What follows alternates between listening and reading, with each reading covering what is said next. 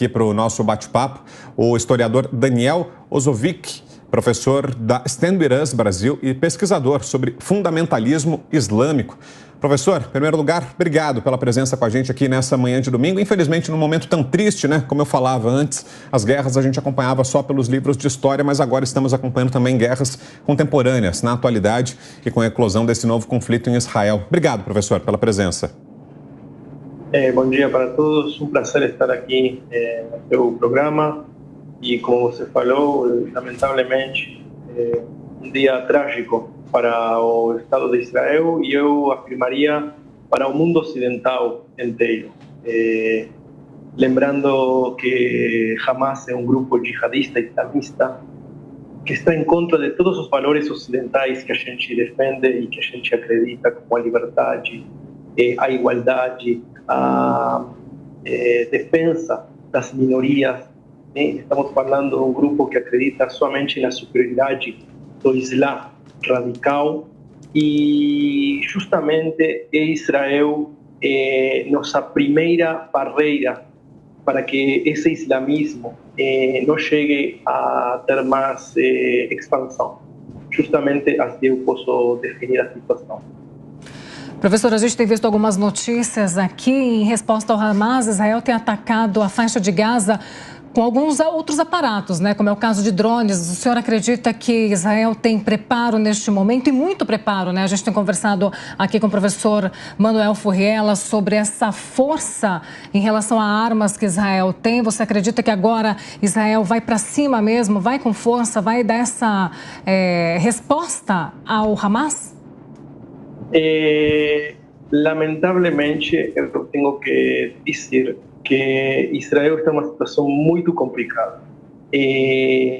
O grupo terrorista Hamas tem, na atualidade, quase 60 ou 70 reféns israelenses da faixa de Gaza. Não tenho que explicar para vocês o que significa o valor da vida humana para o Estado de Israel. E não estamos falando de soldados reféns, ou seja, também tem soldados, mas estamos falando de civis, estamos falando de crianças, estamos falando de jovens, estamos falando de velhos que estão na mão deste grupo terrorista na faixa de Gaza.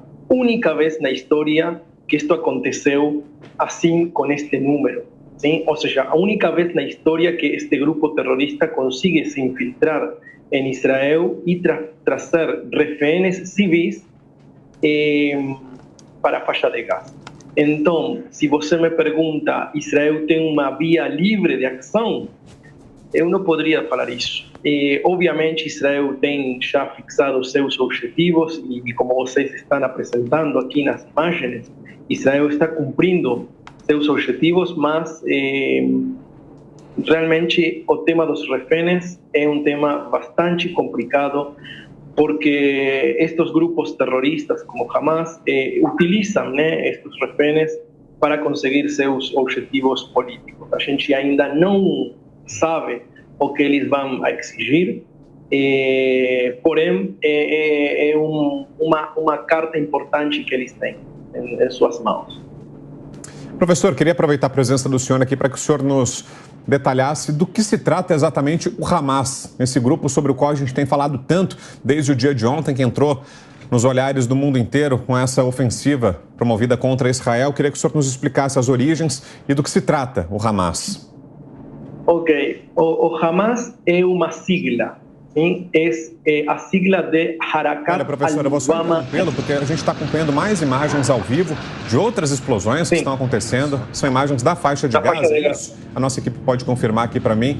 Imagens da faixa de Gaza, mais explosões continuam acontecendo. Ainda não se sabe ao certo se ataques vindos do exército israelense ou do Hamas. A gente até consegue ouvir o som das explosões. No momento da fala do professor Daniel, a gente pôde escutar um estrondo, justamente reflexo dessa explosão provocada por um míssil que foi disparado. Olha que tristeza, que momento histórico, infelizmente, que a gente está acompanhando, né? Uma guerra que está se desenrolando em Israel e na faixa de Gaza. A gente está recuperando, inclusive, a imagem que mostra o momento exato da chegada desse míssil, que foi flagrado, né, pelas câmeras de segurança, pelas câmeras das agências de notícias que atuam na região, e a gente vai mostrar para você. Vamos recuperar essa imagem e colocar no ar agora aqui para você que está nos acompanhando na Jovem Pan. Professor Daniel, pode seguir, por favor. Tendo mais informações, eu chamo. Sem problema. Então, o Hamas é uma sigla, a sigla que representa o nome da organização é Harakat al-Muqawama al-Islamiyya. A tradução para o português seria o Movimento de Resistência Islâmico. Este movimento foi criado nos anos 87, 88, durante a primeira intifada contra Israel. Foi criado pela Irmandade Muçulmana e justamente é um grupo que vem a competir pelo poder com os grupos palestinos de origem secular, de origem laico, assim como o partido do presidente da autoridade palestina Mahmoud Abbas, ou de Yasser Arafat, que é Al-Fatah, que são grupos terroristas, sim, que foram grupos terroristas no passado, no presente também, sim, que eles têm uma origem mais secular.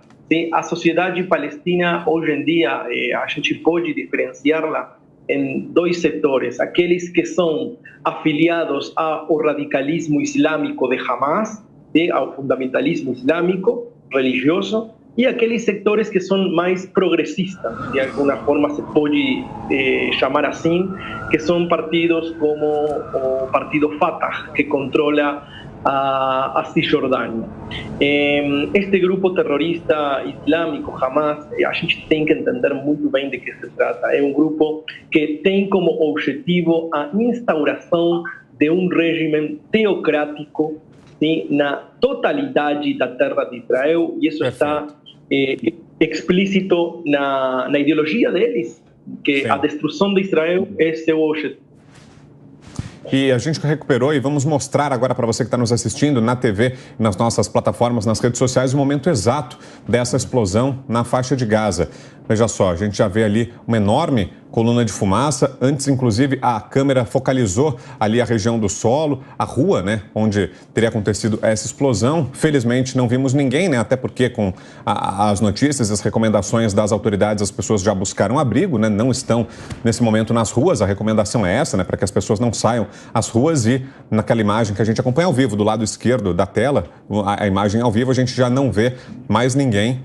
Mas a gente vê exatamente o prédio, né? Depois de já baixada a poeira, de baixada a fumaça, a gente vê o prédio, muito possivelmente são os escombros, muito possivelmente se trata do mesmo edifício que foi atingido do lado esquerdo da tela. O prédio agora, já depois da fumaça, com a imagem aproximada, a imagem ao vivo, o prédio já agora com a poeira baixada e do lado direito, o momento exato da explosão.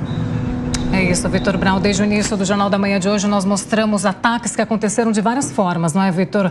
Por via terrestre, por meio do mar também. Agora, mísseis também que estão sendo atirados, jogados ali na faixa de Gaza. Desde ontem, a gente tem acompanhado este conflito entre Hamas e Israel, que a gente não sabe justamente... Pois é, né, Paulo? Não sabe a procedência, né? Desculpa te interromper. E justamente a gente vê o alcance, né? Olha a dimensão de um ataque, né? A força da explosão, né? Para levar um prédio abaixo, você imagina, né? A carga de dispositivos explosivos que é necessária para isso, né? E o alcance da explosão, né? Como isso atinge uma região muito grande, né? E até pelo que a gente está vendo aí na imagem, né? A gente não sabe exatamente a localidade, não conhece as especificidades da região, mas tudo leva a crer ser uma região residencial. Ou talvez não uma zona de guerra propriamente, não se tratar de uma instalação militar. E fica a dúvida se as pessoas que estão neste momento ali nessa região, elas foram evacuadas, elas não estão mais neste momento, provavelmente com alertas, né? Que o governo ali tem mandado, essas pessoas provavelmente já saíram de suas casas, já deixaram ou estão, enfim... Nos bunkers, né? Subterrâneos. Exatamente, mas eu acredito que mesmo no bunker, né? Professor, pode falar. Olha, a gente está vendo aqui imagens de um bombardeiro israelense na faixa de Gaza. É importante dizer que o exército israelense e não o grupo terrorista Hamas que governa a faixa de Gaza é quem avisa aos pobladores civis para sair das casas. O exército israelense tem uma tática de, antes de demoler um edifício, como vocês estão vendo nas imagens, dar primeiramente um golpe que faça um ruído, uma explosão, mas não tira abaixo a estrutura, justamente para avisar as pessoas, sim, de que tem que abandonar a zona.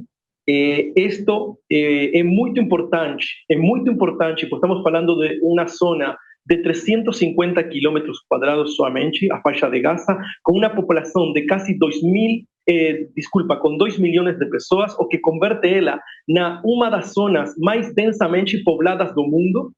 E vocês podem entender o que isso significa. O poder de Israel perfeitamente, se Israel lançara ataques indiscriminados, como fez Hamas contra Israel, o número de vítimas palestinas hoje em dia, agora, a gente estaria contando por miles e miles e miles. Sim? Mas isso é importante recalcar. O exército israelense adota seus métodos de ataque de acordo ao direito internacional. Coisa que um grupo terrorista como Hamas não faz.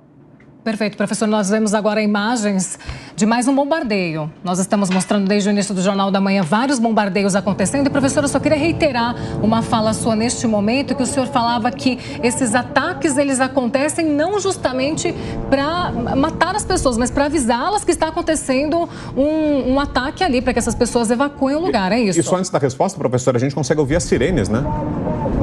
Exatamente. Os objetivos que Israel está bombardeando agora, estamos falando que são objetivos militares do grupo terrorista Hamas, que justamente, a propósito, eles colocam dentro da população civil. Sim? Isto não é novo, é uma tática dos grupos terroristas como Hamas de colocar sua infraestrutura debaixo de escolas, debaixo de hospitais, justamente para ter essa possibilidade de que Israel não vá atacar. Porque a primeira coisa que vem na cabeça, não é? A primeira coisa que vem na nossa cabeça, do público, das pessoas que assistem no mundo, quando vem um ataque desse num prédio, é pensar que há muitas pessoas ali dentro, que as pessoas morreram, que mais de 200 pessoas ficaram, enfim, morreram, ficaram feridas, mas não. Então a gente entende que esse ataque, ele funciona de outra forma, uma estratégia. Não é o objetivo de Israel assassinar civis, como se é o objetivo do grupo terrorista Hamas. Novamente, se você entende que essa faixa de Gaza tem 2 milhões aproximadamente de pessoas e que Israel tem superioridade aérea, é muito fácil entender como em 3, 4 dias você pode contar muitos mais mortos do que a gente hoje em dia, lamentavelmente, tem que contar. Não sei se eu fui claro com minha fala. Perfeito. E, inclusive, a gente vê na imagem à direita que, na verdade, se tratam de vários pontos, né, Paula? A câmera se movimentou um pouquinho antes e na imagem, na tomada mais panorâmica que a gente teve, deu para ver vários pontos com fumaça, muito possivelmente pontos onde houve ataques. E a gente escutou justamente o barulho das sirenes que alertam a população para chegada de novos ataques. Inclusive, um dos nossos convidados, foram tantos aqui ao longo dessa cobertura, não vou saber precisar quem, mas uma das pessoas que conversou com a gente e que está em Israel, dizia que, inclusive, a depender da região da cidade onde está, há um tempo diferente de deslocamento. Ou seja, nessa cidade a sirene toca e você tem 1 minuto para se abrigar. Em outros locais são 5 minutos, a depender do risco e do monitoramento que é feito pelos serviços de inteligência. Mas essa é a situação de momento, com bombardeios acontecendo a todo momento, sem se saber exatamente quando a próxima explosão pode acontecer. É uma situação dramática, né, Paula? A gente não consegue imaginar o pânico de quem vive numa região de guerra, seja na faixa de Gaza, seja em Israel, venha de onde vier o bombardeio, mas enfim, são civis, pessoas que estão tendo as vidas paralisadas e afetadas por uma guerra, correndo risco de vida, perdendo pessoas próximas por causa justamente do conflito. É uma situação dramática. É isso mesmo. A gente entra em contato mais uma vez com o nosso correspondente Luca Bassani. Centenas de pessoas se reuniram neste domingo no centro de Berlim, a capital da Alemanha, em uma manifestação de apoio a Israel. Quem acompanha a situação e traz as últimas informações, Luca Bassani, é com você. Luca, quais são os detalhes, como que foi essa manifestação? E não somente essa manifestação, não é, Vitor? Várias outras manifestações devem acontecer nas próximas horas, nos próximos dias, em todo o mundo. Exato, Paula. Nós vemos que em Berlim, a capital alemã, não só ontem, as cores da bandeira de Israel foram iluminadas no portão de Brandemburgo para mostrar esse apoio ao Estado de Israel, mas também hoje cerca de 800 pessoas se reuniram no centro de Berlim, uma manifestação muito grande com bandeiras de Israel para mostrar o seu repúdio aos ataques que foram realizados ontem pelo grupo Hamas. Nós vemos que também o primeiro-ministro de Israel, Benjamin Netanyahu, escreveu nas redes sociais que esteve em contato com o primeiro-ministro britânico Rishi Sunak, a primeira-ministra italiana Giorgia Meloni e também o chanceler Olaf Scholz, além, é claro, do presidente ucraniano Volodymyr Zelensky, que também é judeu, e que todos esses países mandaram as suas condolências às vítimas e apoiaram Israel em sua iniciativa para defender o seu território. Muito provavelmente outros líderes ocidentais, o presidente Macron, a União Europeia como um todo, através da presidência da Comissão Europeia com Ursula von der Leyen, durante os próximos dias, as próximas horas até mesmo, já se manifestarão favoráveis a Israel e contrários aos ataques terroristas promovidos pelo Hamas desde a manhã de ontem e também que seguiram-se pelas outras horas do dia do sábado e também nessas horas de domingo.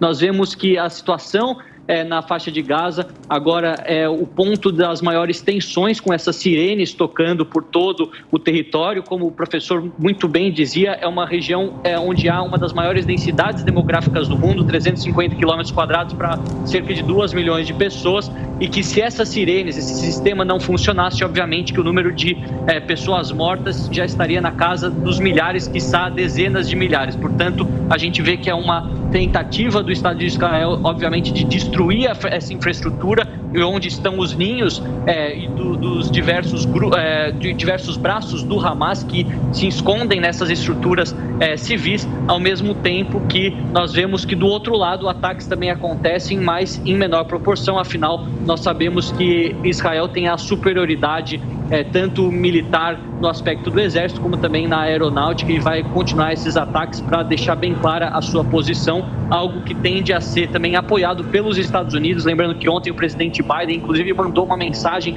até que de forma indireta, a outros grupos nessa região que poderiam se aproveitar deste conflito atual para tentar criar uma nova situação, como o Hezbollah, como até mesmo a posição da Síria e do Irã naquela região, e diz que vai estar atrás do Estado de Israel, sejam os republicanos, sejam os democratas, pelo tempo que for necessário, uma postura sólida adotada pelos Estados Unidos já há muitas décadas.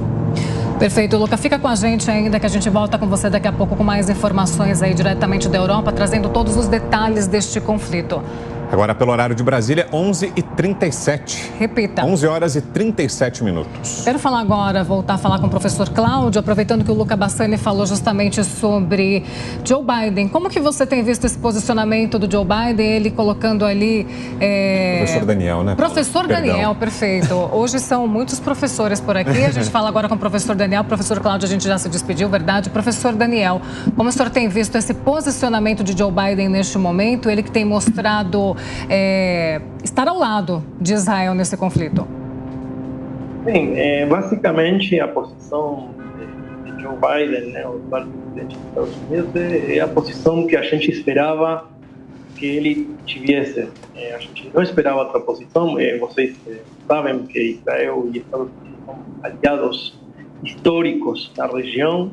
E, obviamente, o que a gente pode destacar das declarações do presidente dos Estados Unidos é a advertência que ele deu para outros países da região, países árabes, obviamente, ou muçulmanos, como o caso de Irã, não aproveitar este enfrentamento entre Israel e Hamas para participar do conflito. Ou seja, que Estados Unidos está completamente predisposicionado, né, predisposicionado a brindar toda a ajuda militar a Israel e também, o mais importante, apoio diplomático para que Israel possa realmente conseguir todos os seus objetivos nesta guerra.